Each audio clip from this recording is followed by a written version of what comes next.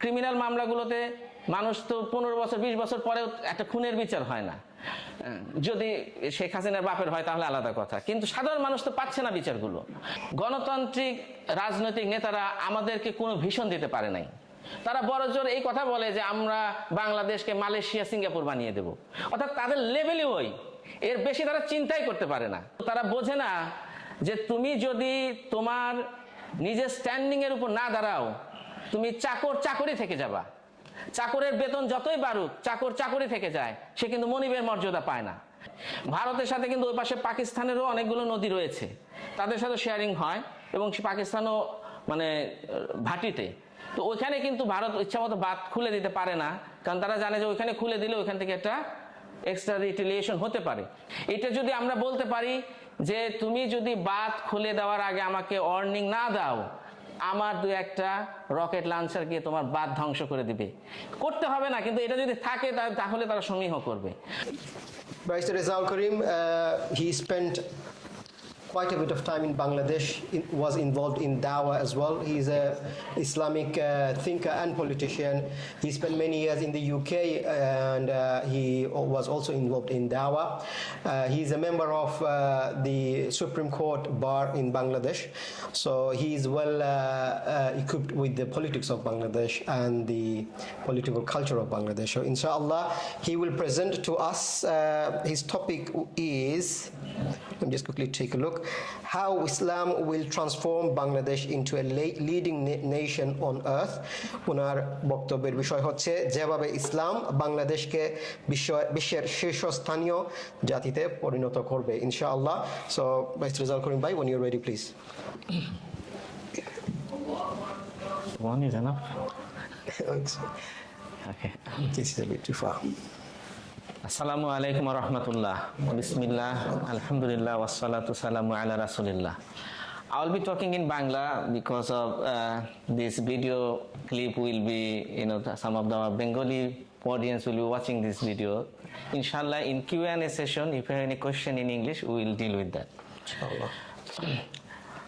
আজকে আমার যে বক্তব্যের বিষয়বস্তু, যে ইসলাম কিভাবে বাংলাদেশকে একটি লিডিং জাতিতে পরিণত করবে। গত 5ই আগস্টে শেখ হাসিনার যে পতনটা হলো, এই পতনটা শুধুমাত্র একটা নেতা বা একটা নেত্রীর পতন না, বা শুধুমাত্র একটা রাজনৈতিক দল আওয়ামী লীগের পতন না। এই পতনটা একটি শাসন ব্যবস্থা, যে সেকুলার গণতান্ত্রিক শাসন ব্যবস্থা আমাদের দেশে দীর্ঘদিন ধরে চলে আসতেছে, সেটার একটা পতনের হয়েছে বলে অনেকে মনে করছে। কারণ আন্দোলনকারী যে ছাত্র জনতা, তারা আর কোনো অবস্থাতেই সেই পুরাতন ব্যবস্থায় ফিরে যেতে চায় না। একটা নতুন ব্যবস্থার দিকে তারা যেতে চায়, কেননা পুরাতন ব্যবস্থাটা ছিল স্বৈরাচার তৈরির কারখানা। এখানে যতগুলো আমাদের দেশের প্রতিষ্ঠিত মেইন স্ট্রিমের যে রাজনৈতিক দলগুলো রয়েছে, প্রচলিত গণতান্ত্রিক ব্যবস্থা, গণতান্ত্রিক রাজনৈতিক দলগুলো, বিএনপি, জামাতে ইসলামী, জাতীয় পার্টি সহ অন্যান্যরা, এরা সবাই কিন্তু বিভিন্ন জোটের আন্ডারে ক্ষমতায় ছিল, এবং তারা সবাই বাংলাদেশকে আসলে কিছুই উপহার দিতে পারেনি। প্রত্যেকবারই আমরা এই স্বৈরাচারের ব্যবস্থাটা দেখেছি, শুধু গত 15 বছরের নয়, দীর্ঘ স্বাধীনতার পর থেকে এটা। এমনকি চিন্তা করলে পাকিস্তান আমলেও একই রকম ব্যবস্থাটাই ছিল। সো আমাদের দেশের দুর্নীতি, আমাদের দেশে স্বেচ্ছাচারিতা, আমাদের দেশে বিচারহীনতা এবং বিদেশি রাজনৈতিক হস্তক্ষেপ, এগুলো খুব কমন ফ্যাক্টর ছিল এই পলিটিক্যাল সিস্টেমের আন্ডারে।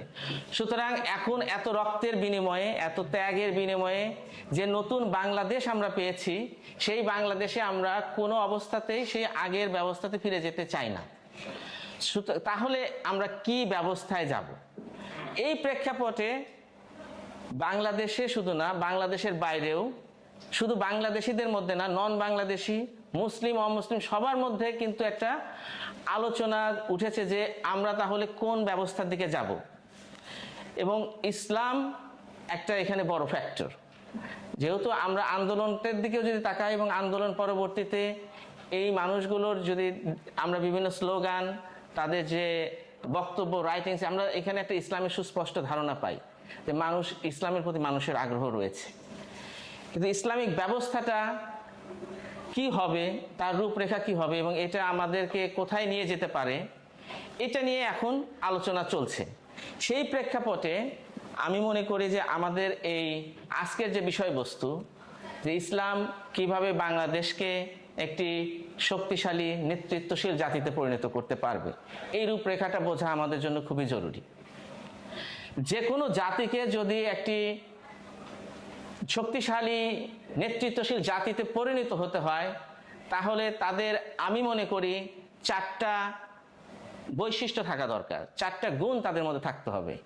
একটা হচ্ছে ঐক্য, দ্বিতীয়ত হচ্ছে অর্থনৈতিক সমৃদ্ধি, তৃতীয়ত হচ্ছে সেখানে ন্যায় বিচার, এবং চতুর্থ হচ্ছে সেই জাতির রাজনৈতিক আকাঙ্ক্ষা থাকতে হবে, পলিটিক্যাল ভিশন থাকতে হবে। আরো অনেক কিছু থাকতে পারে, আমি আমার বক্তব্যে এই 4টা বিষয়ের উপরে আলোকপাত করব ইনশাআল্লাহ। তো ঐক্যের কথা যদি আমরা বলি, যদি ঐক্যবদ্ধ না হতে পারে তাহলে পৃথিবীর হিস্ট্রিতে দেখেছি কোনো জাতি আসলে এগিয়ে যেতে পারে না। কিন্তু আনফর্চুনেটলি এই সেকুলারিজম, যেটা শাসন ব্যবস্থা আমাদেরকে এতদিন শাসন করেছে, এটা আমাদেরকে কোনো একটা ঐক্যে আবদ্ধ করতে পারেনি।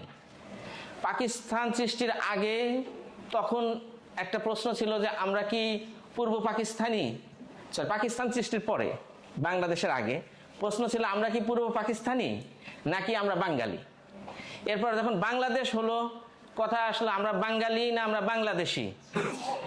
এরপরে আবার প্রশ্ন আসলো এক পক্ষ রাজাকার আর এক পক্ষ মুক্তিযুদ্ধের পক্ষে। আবার প্রশ্ন আসছে যে এরা ভারতের দালাল, ওরা পাকিস্তানের দালাল, মার্কিনপন্থী না চায়নাপন্থী। যে এত রকমের বিভাজন, এই বিভাজন নিয়ে কোনো জাতি আসলে সামনের দিকে এগিয়ে যেতে পারে না। এই বিভাজন থেকে আমাদের বের হয়ে আসতে হবে। সুতরাং সেকুলারিজম আসলে এটা যেহেতু একটা পশ্চিমা ইউরোপিয়ান একটা আইডিয়া, যে ধর্মকে রাষ্ট্র ব্যবস্থা থেকে বের করে দেওয়া, এই আইডিয়াটা আমাদের যে বিশ্বাস, আমাদের যে কালচার, এটার সাথে যায় না। শুধু মুসলিমদের জন্য নয়, বাংলাদেশে যে বসবাসরত হিন্দু, বৌদ্ধ, খ্রিস্টান, তাদের ধর্ম বিশ্বাসের সাথেও কিন্তু এই সেকুলার আইডিয়াটা যায় না। সুতরাং এই সেকুলার আইডিয়াটা আমাদের মনের মধ্যে বসে যেতে পারে নাই, কখনো আমাদেরকে একটা ঐক্যের সূত্রে বাঁধতে পারে নাই, এটা বিভাজন রেখেছে। আর যে গণতান্ত্রিক রাজনৈতিক ব্যবস্থা, এই গণতান্ত্রিক পলিটিক্সটাই হচ্ছে একটা প্রতিহিংসার রাজনীতি। দেখবেন একটা দল আর একটা দলের প্রতি প্রতিহিংসা ছড়ায় এবং এটা হানাহানি সংঘাতের রাজনীতি। গণতান্ত্রিক ব্যবস্থাতে একটা রাজনৈতিক দল চায় যে আমি ক্ষমতায় যাব, যে কোনো ভাবে হোক আমি ক্ষমতায় যাব, ক্ষমতায় যাওয়াই হচ্ছে তার মূল উদ্দেশ্য। সেটা ছলে বলে কৌশলে, বৈধভাবে হোক অবৈধভাবে হোক, নিজে না পারলে বিদেশিদের সাহায্য নিয়ে হোক, যে কোনো ভাবে হোক সে ক্ষমতায় যেতে চায়। আর যারা ক্ষমতায় থাকে তারা ক্ষমতা ছাড়তে চায় না, যে কোনো ভাবে হোক, অত্যাচার করে হোক, নির্যাতন করে হোক, পুলিশকে দলীয়করণ করে হোক, আর্মিকে ম্যানেজ করে হোক, মিডিয়াকে ম্যানেজ করে হোক, তারা ক্ষমতায় থাকতে চায়। সো এটা একটা প্রতিহিংসা রাজনীতি। সো ঐক্য যেটা আমাদের দরকার হবে, আমরা যদি জাতি হিসাবে এগিয়ে যেতে চাই, এই ঐক্য কখনোই আমরা সেকুলার গণতান্ত্রিক ব্যবস্থার মধ্যে থেকে পাবো না। এটার জন্য আমাদেরকে অবশ্যই ইসলামের কাছে ফিরে যেতে হবে। বিকজ ইসলামিক ব্যবস্থাতে আমরা দেখেছি যেমন রাসূল সাল্লাল্লাহু আলাইহি সাল্লাম যখন মদিনাতে আসলেন, সেখানে অনেকগুলো গোত্র, অনেক ধর্মের মানুষ ছিল এবং অনেক ধরনের বিশ্বাসের মানুষ ছিল, সবাইকে সেখানে কিন্তু ঐক্যবদ্ধ করা গেছে। সো ইসলামিক ব্যবস্থা আসলে যেহেতু আমাদের চিন্তা, আমাদের কালচার এইটার সাথে যায়, সুতরাং এই ব্যবস্থা আমাদেরকে ঐক্যবদ্ধ করবে। আজকে দেখেন যখন বন্যা হয়েছে তখন মানুষ কিন্তু সেখানে ঝাঁপিয়ে পড়েছে। এই ঝাঁপিয়ে পড়াটা কিন্তু আমি বাঙালি এই জন্য ঝাঁপায় পড়ে নাই, এটার পিছনে সবার একটা ধর্ম বিশ্বাস রয়েছে। মুসলিমরা অবভিয়াসলি আল্লাহ সুবহানাহু ওয়া তাআলা সন্তুষ্টির জন্য গেছেন, অন্যান্য ধর্মের লোকজনরা হয়তো গেছেন। সুতরাং আপনি ধর্ম বিশ্বাসকে যদি রাজনীতি থেকে বের করে দেন, রাষ্ট্রীয় ব্যবস্থা থেকে বের করে দেন, আপনি মানুষকে নৈতিকতা শিখাবেন কি দিয়ে? আপনি মানুষকে ঐক্যবদ্ধ করবেন কিভাবে? সো এটা আমার প্রথম পয়েন্ট ছিল যে ঐক্যবদ্ধ হতে গেলে অবশ্যই আমাদেরকে ইসলামের কাছে ফিরে যেতে হবে। অ্যান্ড ইসলাম হিস্ট্রিক্যালি দেখিয়েছে যে কিভাবে একটা জাতিকে ঐক্যবদ্ধ করতে হয়, সেটা এখনো সম্ভব ইনশাআল্লাহ।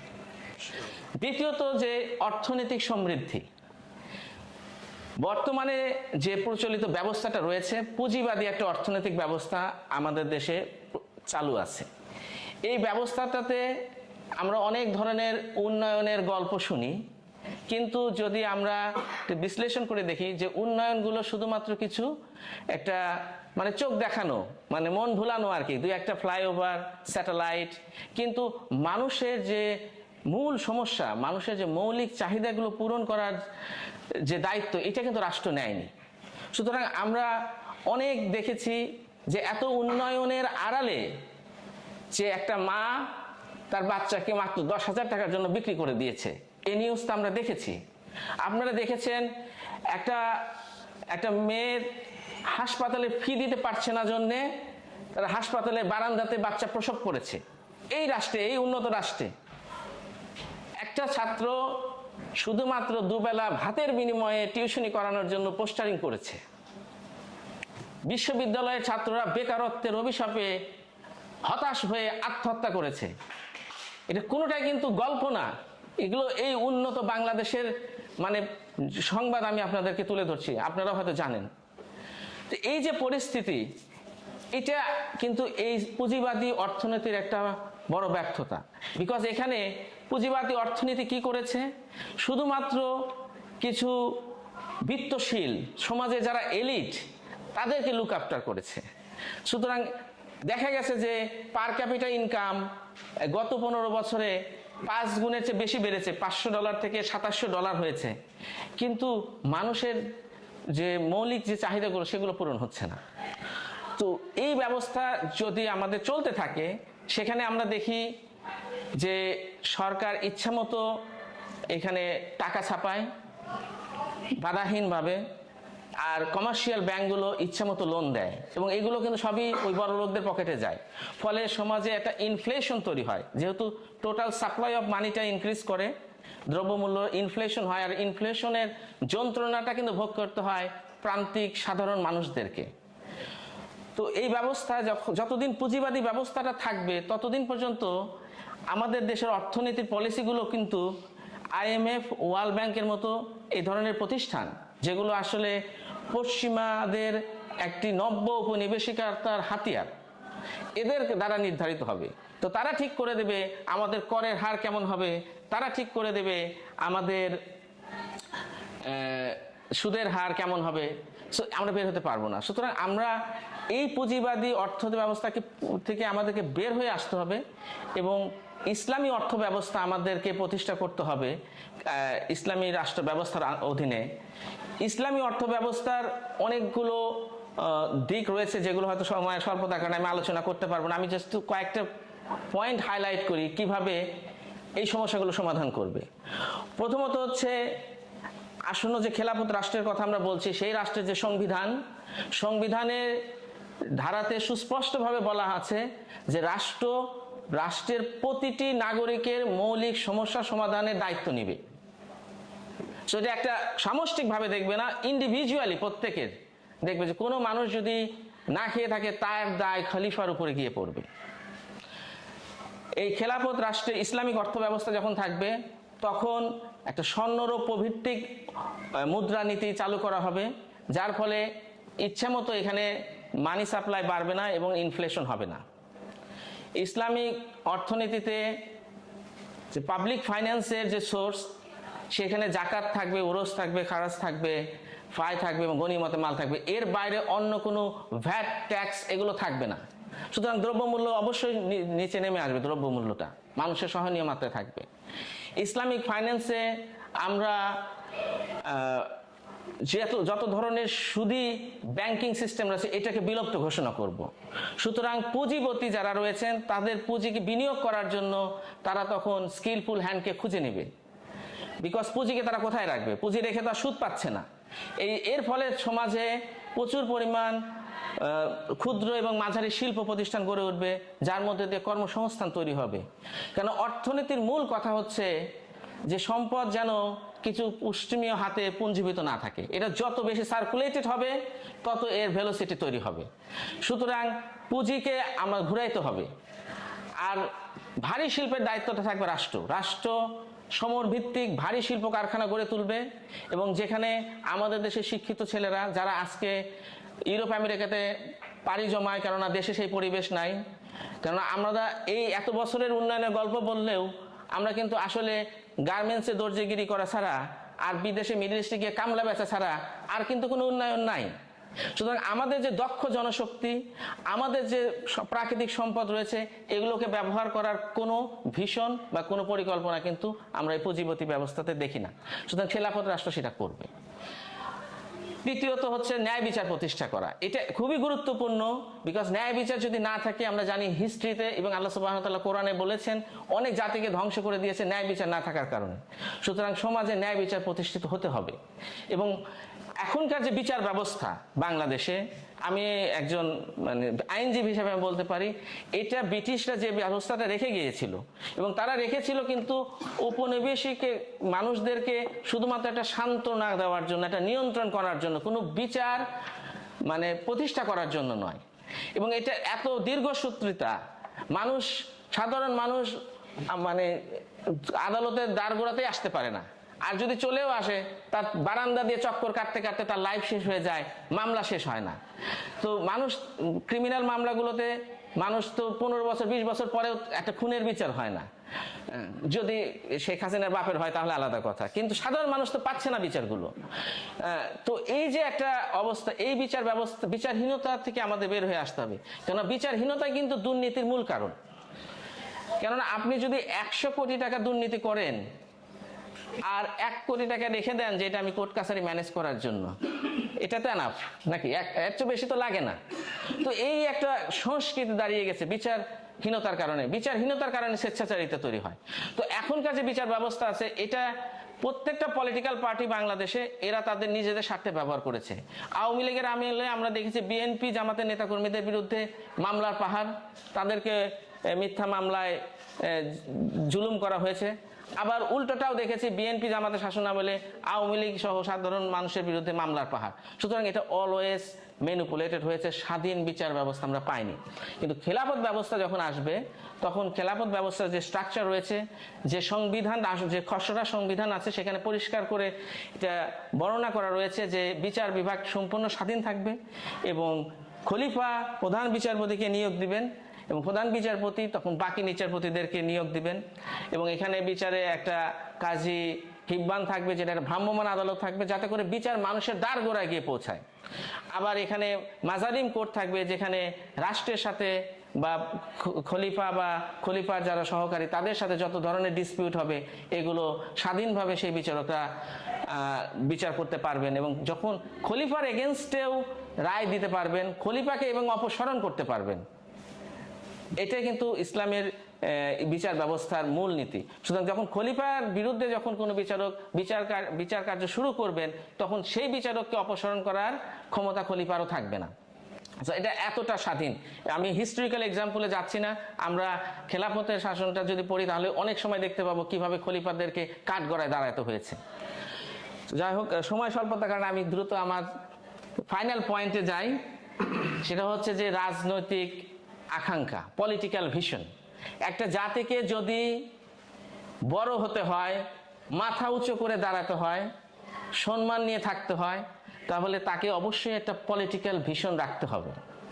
কারণ এখনকার যে আমাদের যে পররাষ্ট্রনীতি বাংলাদেশের বর্তমান, যে সবার সাথে ফ্রেন্ডশিপ, কারোর সাথে no malice to anyone, friendship with everyone, এটা কোনো আসলে জাতির একটা পলিটিক্যাল ফিলোসফি হতে পারে না। বিকজ পৃথিবী এতভাবে বিভক্ত, এত ক্যাম্প রয়েছে, এর সাথে এর যুদ্ধ হচ্ছে, ওর সাথে যুদ্ধ হচ্ছে, আপনি কিভাবে সবার সাথে ফ্রেন্ডশিপ রাখবেন? তাহলে তো আপনাকে একটা গোটা আলু পটেটো হয়ে যেতে হবে, ঠিক কিনা? আপনাকে তো আপনার একটা স্ট্যান্ডিং থাকতে হবে যে আপনি কি চান। তো আনফর্চুনেটলি গণতান্ত্রিক রাজনৈতিক নেতারা আমাদেরকে কোনো ভিশন দিতে পারে নাই। তারা বড়জোর এই কথা বলে যে আমরা বাংলাদেশকে মালয়েশিয়া, সিঙ্গাপুর বানিয়ে দেব। অর্থাৎ তাদের লেভেলই ওই, এর বেশি তারা চিন্তাই করতে পারে না। তারা মনে করে যে চায়নার সাথে হোক বা অথবা ইন্ডিয়ার সাথে হোক বা ভারতের সাথে হোক, এরা সাথে একটু তোষামোদি করে আমরা কিছু জিএসপি সুবিধা আনলাম, এই সুবিধা আনলাম, এনে ধীরে ধীরে আমরা একটু অর্থনৈতিকভাবে একটু উন্নত হলাম। কিন্তু তারা বোঝে না যে তুমি যদি তোমার নিজের স্ট্যান্ডিং এর উপর না দাঁড়াও, তুমি চাকরি থেকে যাবা। চাকরের বেতন যতই বাড়ুক, চাকরি থেকে যায়, সে কিন্তু মনিবের মর্যাদা পায় না। অথচ এই মুসলিম উম্মাহ যাদের কাছে ইসলামের এই সুমহান বাণী রয়েছে এবং সুমহান আদর্শ রয়েছে, এই বিধান আল্লাহ সুবহানাহু ওয়া তাআলার বিধান আমাদের কাছে রয়েছে, আমরা কেন মাথা নত করে থাকবো? আমরা কেন এটা চিন্তা করতে পারি না যে we will be the leading the nation? আমরা পুরো পৃথিবীকে একটা, এখন পৃথিবী যে হাহাকার চলতেছে, পৃথিবীতে মানুষ কোনো সঠিক দিক নির্দেশনা পাচ্ছে না, এটা আমাদের দায়িত্ব। এই উম্মাকে আল্লাহ সুবহানাহু ওয়া তাআলা বলেছেন যে তোমরা অন্যদেরকে পথ দেখাবে।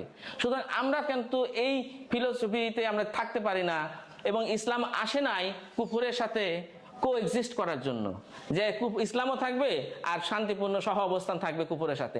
আমরা ইসলাম এসেছে পৃথিবীর মানুষকে অজ্ঞতার এবং জুলুমের অত্যাচার থেকে মুক্ত করতে। সুতরাং এই ফিলোসফি যদি মাথায় থাকে, তাহলে সেই রাষ্ট্র, তার আসন্ন খেলাফত রাষ্ট্র, তার কূটনীতি এবং তার সমরনীতি, সেটাকে মাথায় রেখেই সাজাবে, এবং তখন অন্যরা আমাদেরকে সমীহ করতে বাধ্য হবে। যেমন ভারত যে বাঁধ খুলে দিয়েছে, আমাদেরকে কিন্তু কোনো অ্যালার্ট করে নাই, প্রয়োজনও মনে করে নাই। ভারতের সাথে কিন্তু ওই পাশে পাকিস্তানেরও অনেকগুলো নদী রয়েছে, তাদের সাথে শেয়ারিং হয়, এবং পাকিস্তানও মানে ভাটিতে। তো ওইখানে কিন্তু ভারত ইচ্ছা মতো বাঁধ খুলে দিতে পারে না, কারণ তারা জানে যে ওইখানে খুলে দিলে ওইখান থেকে একটা এক্সট্রা রিটেলিয়েশন হতে পারে। কিন্তু বাংলাদেশে আমরা এইটুকু জায়গায় যেতে পারি নাই, এবং নেপালকে যেটুকু সম্মান করে তারা পলিসির কথা বলে, বাংলাদেশকে তারা একেবারে নিজেদের একটা আঙ্গিনা মনে করে। কেননা আমরা আসলে আমাদের সমরনীতি, আমাদের কূটনীতি ওই লেভেলে কখনোই নিয়ে যেতে পারি নাই। এটা যদি আমরা বলতে পারি যে তুমি যদি বাঁধ খুলে দেওয়ার আগে আমাকে ওয়ার্নিং না দাও, আমার দু একটা রকেট লঞ্চার গিয়ে তোমার বাঁধ ধ্বংস করে দিবে, করতে হবে না, কিন্তু এটা যদি থাকে তাহলে তারা সমীহ করবে। সো এরকম মুসলিম উম্মাকে যদি আমরা চিন্তা করি, আল্লাহ সুবহানাহু ওয়া তাআলা আমাদেরকে মানে উই আর ব্লেসড যে এত রিসোর্স আমাদেরকে দিয়েছেন, এবং তো ম্যান পাওয়ার আমাদেরকে দিয়েছেন, আইডিয়া আমাদের রয়েছে। তো what we are missing the political vision. তো একটা আন্ডার দ্য কারেক্ট লিডারশিপ, যেটা ইনশাআল্লাহ আসন্ন খেলাফতের আন্ডারে এবং খলিফার সেই লিডারশিপের আন্ডারে আমরা যেতে পারবো, এবং সেভাবেই আমরা আসলে একটি উন্নত নেতৃত্বশীল জাতিতে পরিণত হতে পারবো। এই কারেন্ট ব্যবস্থাতে সেটা কোনোভাবে সম্ভব নয়। আমি আমার বক্তব্য এখানে শেষ করছি। ইনশাআল্লাহ বাকি ইস্যুগুলো আমরা কোশ্চেন অ্যান্ড আনসার সেশনে অ্যাড্রেস করবো। জাযাকাল্লাহ খাইর।